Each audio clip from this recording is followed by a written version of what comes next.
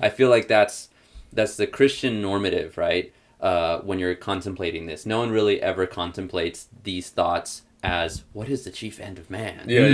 Yeah, In nobody their even Christian talks law. like that, dude. No, Calm down. we don't talk like that anymore. And a lot of us, we've bring it lost back. the process of catechism, where we were indoctrinated as youth. Now it's kind of just like whatever the church program is, or your parents, Right. whatever they taught you growing up.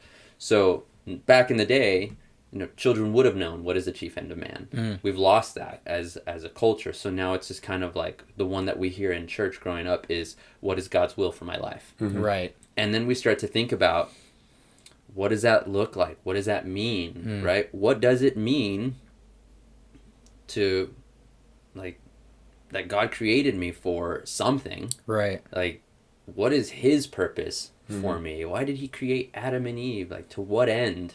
Right? What goal? And we're going to get into that deeper, but it's just so funny that you bring that up, because it's true. We all contemplate at one point when we start to get serious for our walk, like, does that mean a life of ministry as a Right. career, Right. right? As I'm going to become a missionary, I'm going to go to Bible college or one, something like that. Or does that mean the American dream, and I go to church on a regular basis, right?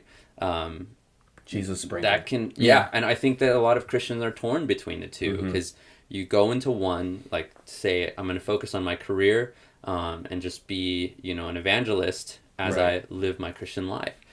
But you never feel like you're giving yourself fully over to him, because you're like, I should be doing more. But then when you're completely, in the ministry doing that, you almost feel like you're in a Christian bubble, right? Where you're just like, am I doing enough for the world, right? Like, I'm all wrapped up in Christendom, but I feel like I'm disconnected from the world. Yeah, right? true reality. So, and somewhere God's glory is right there in the middle of that. Right.